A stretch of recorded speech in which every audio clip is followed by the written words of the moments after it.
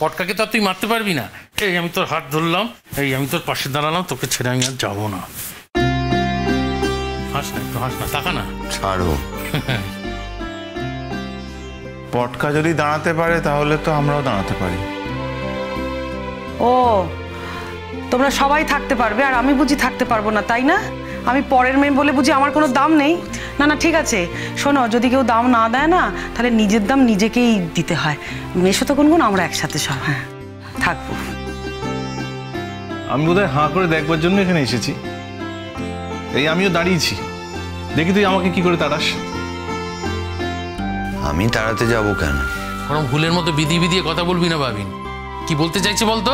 বলতে চাইছে বাড়ি ফিরবে না, রাস্তায় যদি হঠাৎ কখনো পটকার সাথে দেখা হয়ে যায় তখন হেসে কথা বলবে, এইটাই বলতে চাইছি। ও আমার কি কথা, দেখা কোনো হয় নাকি? না না, এসব কি সমস্ত কথাবার্তা? না, এইসব হবে না, এইসব হবে না, খেলবো না। আমি ক্ষমা করে দে না। কষ্টটা আসলে অন্য জায়গাতে। আমি যেটা নই, যেটা আমি করিনি, সেগুলো তো বললে, আমার চরিত্র নিয়ে বললে। কেউ একবারও ভাবলে না আমার কথা? ভাবতেই পারলাম না আমি। ভুল হয়ে গেছে, ভুল হয়ে গেছে, মস্ত বড় ভুল হয়ে গেছে। বললাম তো তোকে। তোমরা তো তবু ভুল বলে পার পেয়ে যাবে।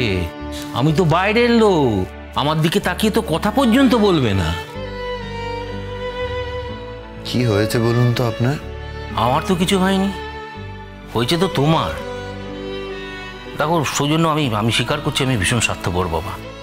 শুধুমাত্র আমার নিজের মেয়ের স্বার্থ নিয়ে সবসময় চিন্তা করি। দেখো আমার মেয়ে তোমাকে ছাড়া থাকতে পারবে না, আর আমি এটাও জানি যে তোমার থাকতেও অসুবিধা হবে। তা তুমি যদি ভেবে থাকো ওকে নিয়ে দিল্লিতে গিয়ে আলাদা করে সেটেল করবে,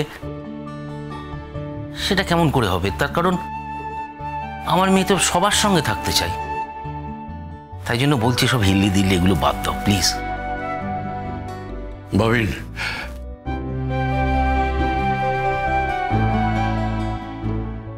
ভাবিন, তোমার শরীর ঠিক আছে জেঠাই? আমার শরীরেই তো দিন দুয়েক হলো প্রেশার ওষুধও খেতে পারিনি। কেন ওষুধ খাওনি? এত মানুষ বাড়িতে, কেউ মনে করিয়ে দিতে পারেনি তোমায়? জোর করে কিছু করানো যায় এই ভদ্রলোককে? উনি যখন বলেছেন উনি ওষুধ খাবেন না, কে বলবে বলতো ওনাকে? কার ঘাড়ে কটা মাথা? হ্যাঁ, তাহলে তো গুনগুনের বলা উচিত। গুনগুন, তোমার জোর তো জ্যাঠাই সবসময় শোনে, তোমার তো দেখা উচিত। আমার মনে ছিল না। এটা কোনো কথা? একটা সামান্য দায়িত্ব, তোমার মনে ছিল না? জ্যাঠাইয়ের যেমন মন খারাপ ছিল, আমার মন ভালো ছিল নাকি? আজ থেকে খাওয়াবে ওষুধগুলো ঠিক সময়। প্রেশারের ওষুধ না খাওয়া এরকম ভালো নাকি? জ্যাঠাই খাবে না। কেন খাবে না? খাবে না মানে কি জ্যাঠাই? জ্যাঠাই ওষুধও খাবে না, আর জ্যাঠাই খাবারও খাবে না। এমনিতেও এই কদিন ঠিক করে খায়নি। জ্যাঠাই বলেছে যে তুমি যতক্ষণ না বলবে যে তুমি এখান থেকে ডিরেক্ট বাড়ি ফিরবে, ততক্ষণ জ্যাঠাই না ওষুধ খাবে না খাবার খাবে। থাক থাক, এসব কথা বলে ওর মনটা নরম করতে হবে না। ছোট থেকে তুমি যা বলেছো তাই শুনেছি জ্যাঠাই। তুমি সবসময় আমাদের সবাইকে শাসন করেছো।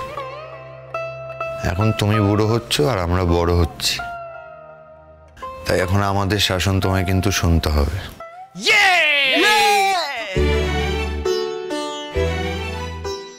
কি হয়েছেটা কি এখানে? বাবা সরি সিস্টার, বাবা একটু উত্তেজিত হয়ে পড়েছিলাম। Sorry sorry. আরে বাবা, এটা তো হসপিটাল, সেটা তো মনে রাখতো। আমি বলে দিছি, আপনি যান, নো প্রবলেম। হ্যাঁ,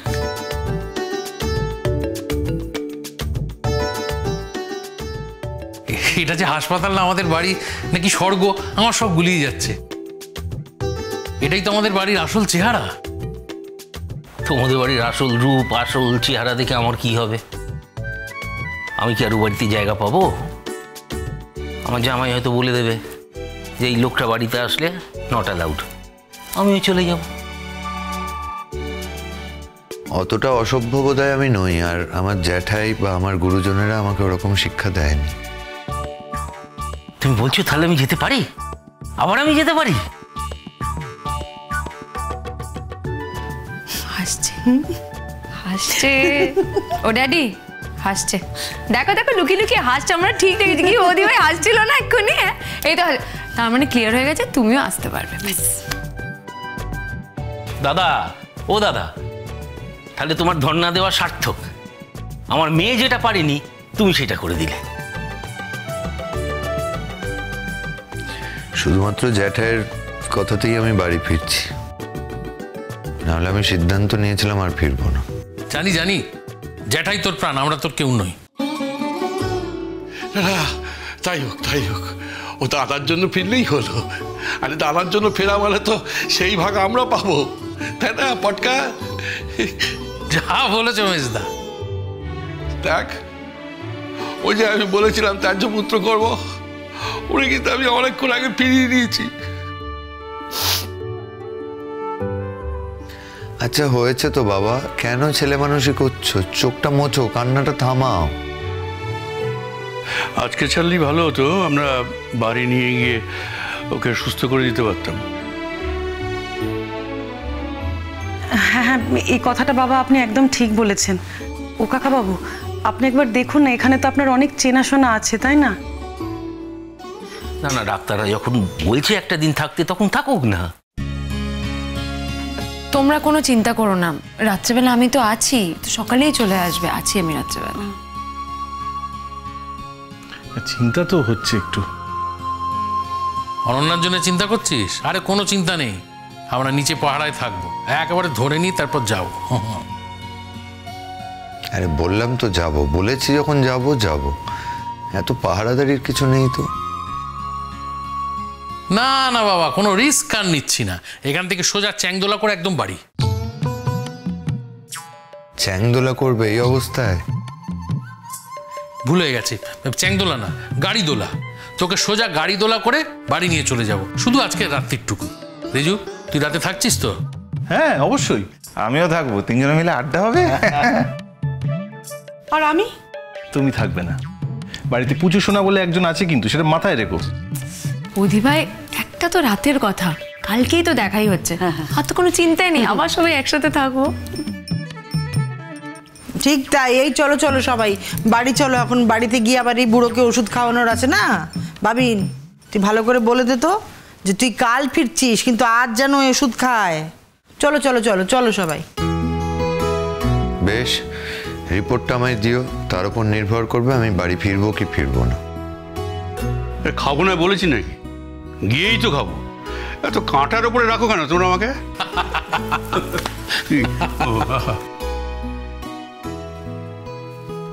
দাদা, এবার কিন্তু আমাদের যেতে হবে, আর সময় নেই।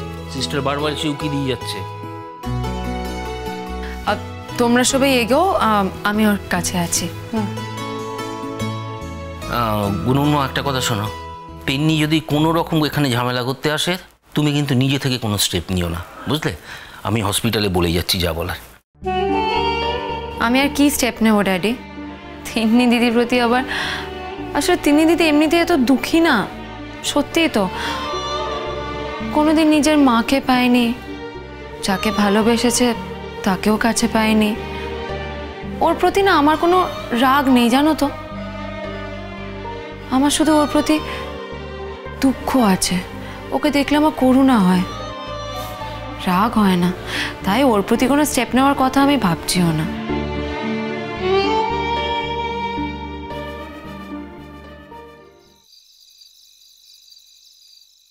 আয় গুনগুন, শোনো, বাড়ি থেকে খাবার নিয়ে এসেছি।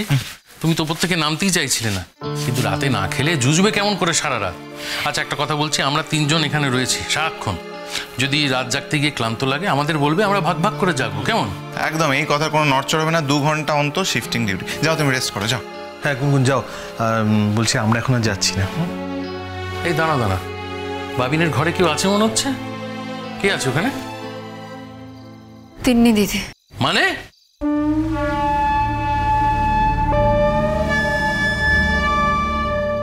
কি আরম্ভ করেছে মেয়েটা? লাইফটা হেল করে দেবে তো। না আসলে পটকা ও ঘুমোচ্ছে তো, তাই এখন কিছু বললে চিৎকার চেঁচামেচি হবে, ওর ক্ষতি হয়ে যাবে এরকম সাডেনলি উঠে। না না, শোনো শোনো গুনগুন, যাই হয়ে যাক না কেন এই দৃশ্য তো মেনে নেওয়া যাবে না। এই চলো তো, অনেক হয়েছে, চলো চলো চলো চলো চলো চলো চলো। এই তুমি আবার এসছো কেন? হ্যাঁ, কি আসতে? তোমার তো সাহস তো কম নয়, এতবার করে মানা করা হচ্ছে, কে অ্যালাউ করছে? তোমার কোনো সেলফ রেসপেক্ট নেই? কি পটকা, কি শুরু করেছে? রেসপেক্ট থাকলে এই আচরণ করতে পারতো? তুমি তো অদ্ভুত মেয়ে অনন্যা, যেখানে সৌজন্য স্ত্রী উপস্থিত তুমি এখানে ওর মাথায় হাত বোলাচ্ছ। এগুলো করে কি প্রমাণ করতে চাইছো তুমি? আর যেখানে ছেলেটা নিজে তোমাকে অ্যালাউ করছে না, বারবার ওর ঘরে ঢুকে বসে আছো কেন? আপনারা সবাই মিলে জোর করছেন বলেই তো ও ডিনাই করছে। আপনারা সবাই মিলে একজনকে এতটা জোর দিয়ে বলছেন যে বাধ্য হচ্ছে ও ডিনাই করতে। কিন্তু আমি জানি একদিন আমাদের সম্পর্ক ঠিক হয়ে যাবে, একদিন ও আমার কাছে ঠিক ফিরে আসবে, এটা আমি জানি। কয়েকদিনের জাস্ট কয়েকদিনের ব্যাপার, সব ঠিক হয়ে যাবে। এতটা অ্যাসুরেন্স না থাকলে আমি কখনো এই রাত্রির বেলা এখানে থাকতাম না, হসপিটালে থাকতাম না। গুনগুনের কাছে কিন্তু আমি কোনোভাবেই হারতে রাজি নই, আমি আপনাদের পরিষ্কার জানিয়ে দিচ্ছি।